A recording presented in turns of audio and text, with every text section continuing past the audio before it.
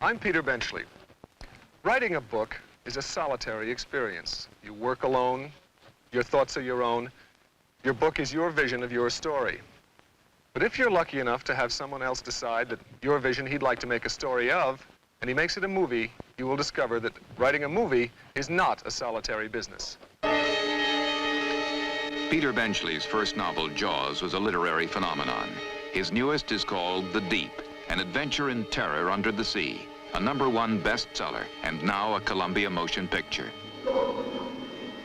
But how do you bring the suspense, the danger of the sea to the screen? The sea, its mysteries, its unknown won't come to Hollywood, no matter how much money you spend. So you take your million-dollar stars, your sophisticated equipment, your crews, and your cameras to 3 continents. You travel under 4 oceans. You expose yourself day after day to the threats of the open sea. You capture the terror of the deep.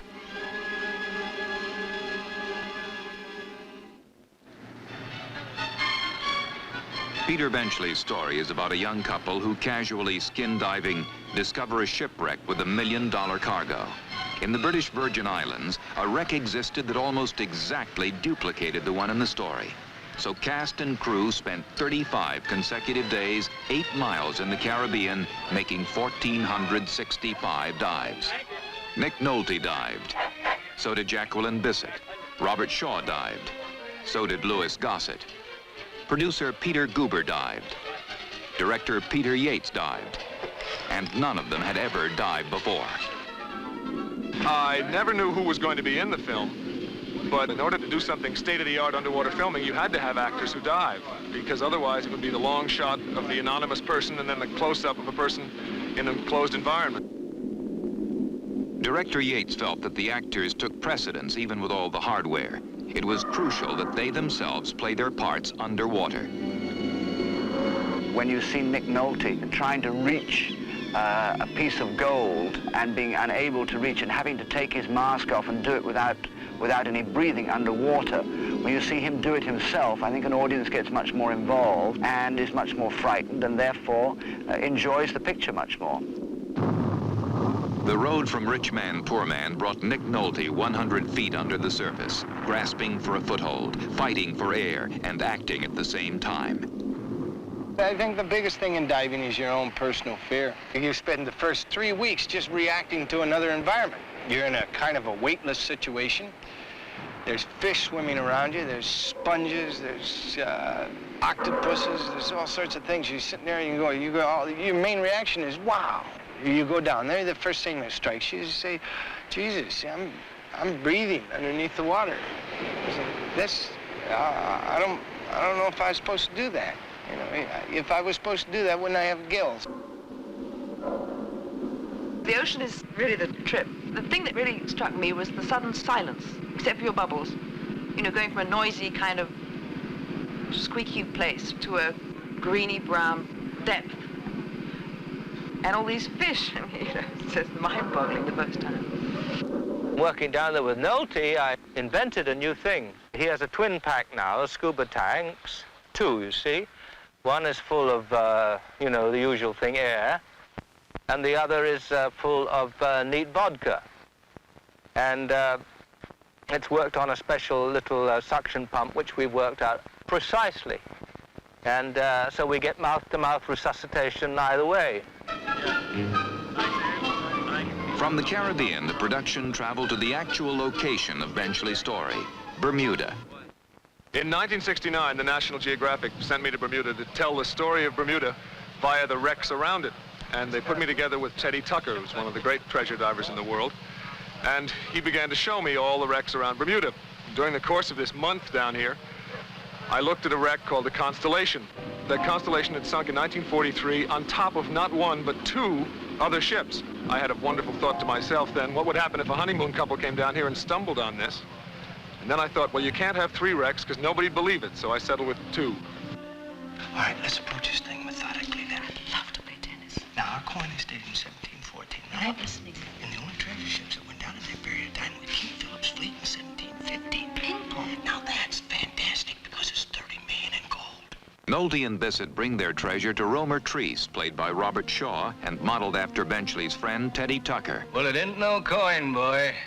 It's a Spanish medallion. It's a medallion. Beginner's luck.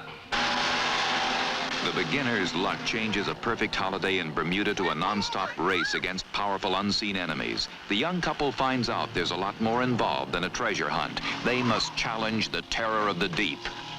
Enjoy yourselves this evening. Eat a good dinner, go dancing. But be off the island by tomorrow. Surface filmmaking was nearly as time-consuming and dangerous as the underwater sequences. This huge elevator was built for one of the key action sequences in the film.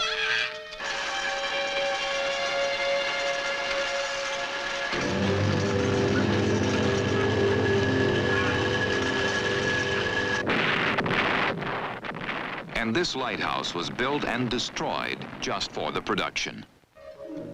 But the major logistical achievement of the film was this remarkable underwater set. 120 feet in diameter and 30 feet deep. It contains 50,000 pounds of sand and 1 million gallons of actual Atlantic water. In this underwater set, we have a much more complicated system of communication. Well, this signal there is sort of means it, have you got the shot? Is it okay? Are you feeling all right? Have you got enough air? It could be anything. And you watch each other a lot, so you really know how the other person is feeling. And when I started, as I was very nervous, I was having a lot of those sort of people doing that to me a lot, and I'd say tremulously, I'd say, yeah, okay. But now I'm, I think with the large logistical problems that one has on films like The Deep, you have to be prepared, you have to be very precise in what you want. Before each dive, we go through that section of the storyboard. We then have a meeting on the blackboard, and I explain to the actors concerned and to the underwater photographers how I see the scene and the action that I would like. so we come down here. Yeah. I go out here. Yeah. And Nick is in this part, isn't he? That's right. Nick Nick is here. in the back behind there. I see. Exactly. Where'd I go a little further? Finally, I get it. You have to come round to get to it. You come round that wooden spar that's down there. And then we go into the water.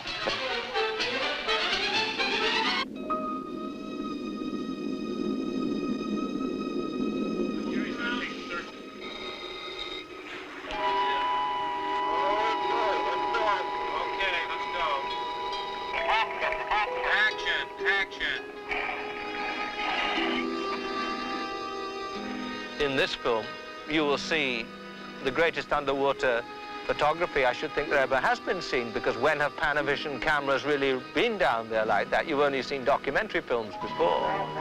One of the most complicated scenes in the film involves Robert Shaw. While diving on the wreck found by Nolte and Bisset, Shaw's lines are fouled by a school of huge sharks.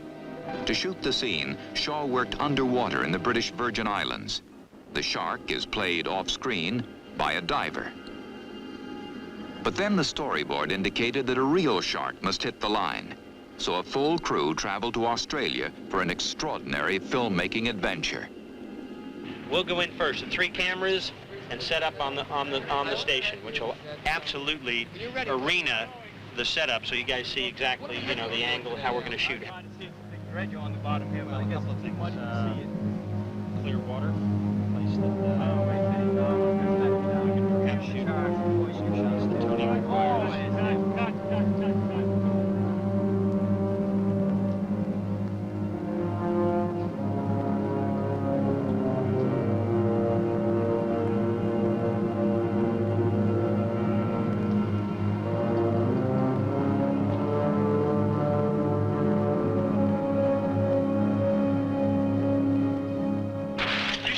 sharks rip those lines down there. Is that right? Incredible. A big nurse shark came up, about a 12-footer, took one of the baits in his mouth and rolled over and over until he was just all twisted up in a thing like this, and we were both shooting point-blank range. So it was really, air was coming out. amazing. It was just rolling around and around. Yeah. It was dynamite. Well, you know, I'd never dived before, and you don't know how you're going to take to those kind of things. As a matter of fact, I like it, and I find it easy. You got your own personal fear to get over at 80 feet down. It just awes you. In scene after scene, Nolte, Shaw, Bisset, and Gossett took on the open sea. Often their terror was real, but this was the only way to meet the challenge of the deep. The thing about it is you must just go along very slowly and simply and